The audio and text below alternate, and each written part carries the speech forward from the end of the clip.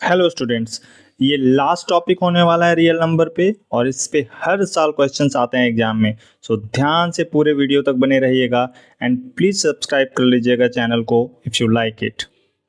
पिछले क्लास में हम लोगों ने पढ़ा था रैशनल नंबर क्या होता है, इरेशनल नंबर क्या होता है, तो रियल नंबर क्या होता है। रैशनल नंबर और इरेशनल नंबर को अगर जोड़ देते हैं तो बन जाता है रियल नंबर। तो any number will be called a real number, you can say in other sense, or any number which can be represented on the number line can be called as a real number। कोई भी number वो rational हो irrational हो सभी मिलके क्या बन जाएंगे, रियल नंबर। ठीक है, एग्जाम्पल में आप कुछ भी दे सकते हो, 1/2, 5/3, पाई, ये सब कुछ जो है 1, 2, 0 सब ये सब कुछ क्या कहलाएगा, मिलके रियल नंबर कहलाएगा। ठीक है, दूसरा टॉपिक पे आ जाते हैं। आपको रैशनल और इरेशनल में थोड़ा भी डाउट हो तो मेरा पिछला वीडियो है जरूर जाके रिविजिट कर लीजिएगा। आपको कोई भी डाउट होता है रैशनल नंबर और इरेशनल नंबर में तो ठीक है, मैं एक क्विक सम अप कर देता हूँ।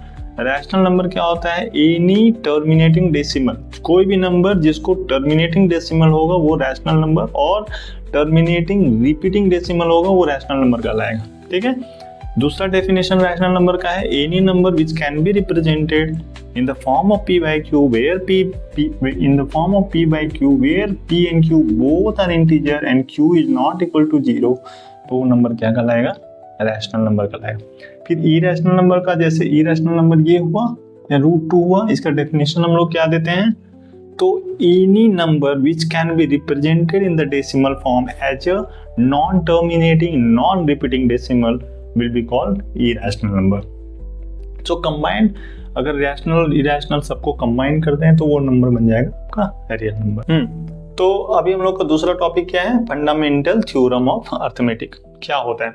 पहले आपने एक बार रिविजिट फिर से मैं कर देता हूँ। प्राइम नंबर और कंपोजिट नंबर क्या होता है, any number which can B divided by 1 and the number itself will be called prime number.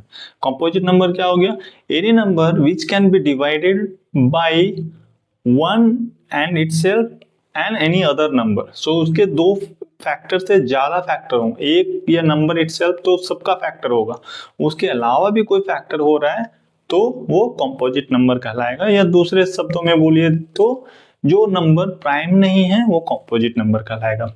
तो फंडामेंटल थ्योरम ऑफ अर्थमेटिक पूरी से प्राइम नंबर और कंपोजिट नंबर के थ्योरम के बेस्ड थ्योरी पे बेस्ड है। होता क्या है, any composite number can be represented uniquely as a product of prime number irrespective of the fact, okay, and this will be unique representation। ये uniquely represent कर सकते हैं provided कि इसका जो how the prime number occurs, right, 2 आता है, 3 आता है, 5 आता है, इसका सीक्वेंस इधर उधर हो सकता है, बट वो number product of prime number के रूप में हम रिप्रेजेंट कर सकते हैं किसी भी कॉम्पोजिट नंबर के फैक्टर को। ठीक है, जैसे मान लीजिए आप एक एग्जांपल ले लेते हैं 106। ठीक है, अब इसको डिवाइड किए, हाँ 2 3 जा, और फिर ये जाएगा किसी से और ये किसी से नहीं जा रहा है। ठीक है, इसका बेटर एग्जांपल ले लेते हैं, मान लीजिए कि 105 कर देते हैं। वहां भी 53 और 2 जो है वो 106 का भी जो फैक्टर आ रहा है 2 और 53 आ रहा है, वो क्या है, दोनों का दोनों ही क्या है, प्राइम नंबर है। 53 भी आपका प्राइम नंबर है, 2 भी आपका प्राइम नंबर है। एक और एग्जांपल ले लेते हैं, 105 ले लेते हैं, इसको फैक्टर कर लेते हैं। 3 से जाएगा ये, 3 3 जा 9, 3 5 जा 15, 5 7 जा। इस भी एग्जांपल में देखिएगा तो 3 × 5 × 7। तो आप अगर पाएंगे दोनों ही एग्जाम्पल में, 106 के एग्जाम्पल में और 105 के एग्जाम्पल में, दोनों ही एग्जाम्पल में आप पाएंगे कि प्रोडक्ट ऑफ प्राइम, और ये दोनों आपस में क्या है, कंपोजिट नंबर है। ठीक है, ये प्राइम नंबर तो है ना, ये भी प्राइम नंबर नहीं है, दोनों कंपोजिट नंबर है, लेकिन हम इसको प्रोडक्ट ऑफ प्राइम के फॉर्म में लिख सकते हैं। And that is exactly what the fundamental theorem of arithmetic is. और फंडामेंटल थ्योरम ऑफ अर्थमेटिक का ही एप्लीकेशन के रूप में हम लोग पढ़ेंगे HCF एंड LCM। LCM क्या होगा, LCM होगा highest common factor least common multiple. तो निकालते कैसे हैं इसको हम लोग देखते हैं। HCF LCM को एक एग्जांपल ले लीजिए, लाइक मैं एक एग्जांपल ले लेता हूँ बुक का ही, 108 120 एंड 252, ठीक है। इसका एग्जाम्पल लेते हैं।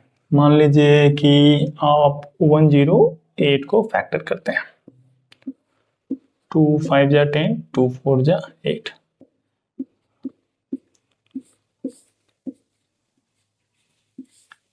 थ्री 3 जा, तो 108 का आपका आ जाता है, लगभग इधर लिख देता हूं मैं, 108 का आ जाता है आपका 2 to the power 2 and 3 to the power 3।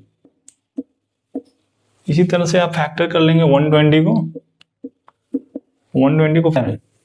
अब इसमें हमको निकालने बोल रहे हैं कि HCF क्या होता है, राइट। तो HCF इसका क्या होगा, हाईएस्ट कॉमन, इसमें जो कॉमन होगा उसका लिस्ट लेंगे, ठीक है, उसका लिस्ट पावर और कॉमन होना चाहिए मल्टीपल। तो कौन सा है, 2 to the power 2 जो सबसे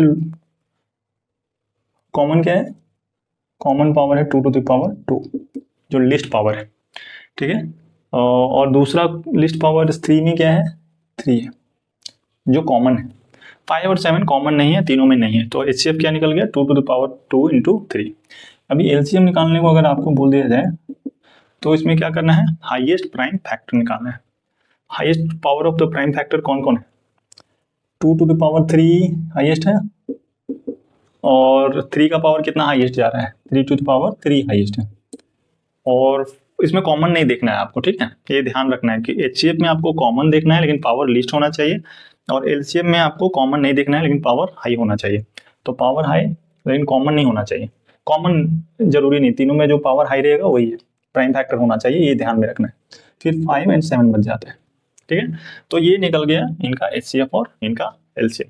एक चीज ध्यान में रखिएगा कि HCF into LCM equal to होता है प्रोडक्ट ऑफ टू नंबर। जो भी नंबर दिया हुआ है A और B अगर आपको दिया हुआ है तो उनका प्रोडक्ट जो है।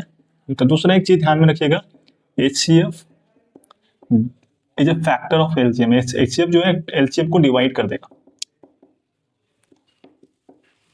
ओके। ये दो चीज ध्यान में रखिएगा। बाकी ये चैप्टर कंप्लीट हुआ पूरी तरीके से, और बस आपसे रिक्वेस्ट यही रहेगा कि रियल नंबर के जितने भी मैंने करवाए हैं 3 वीडियोस में मैंने पूरा रियल नंबर कवर कर दिया है, ठीक है। वो तीनों वीडियोस को आप जाके देखिए, आपका टॉपिक पूरा समझ में आ जाएगा। एक बार ये टॉपिक समझ में आ जाता है उसके बाद आप एग्जाम्पलर NCERT का क्वेश्चन बनाइए और उस प्रीवियस ईयर PYQ भी बनाइए क्वेश्चन। कुछ प्रॉब्लम होता है तो आप लोग हमेशा कॉमेंट बॉक्स में अपना कॉमेंट डाल सकते हैं। Thank you.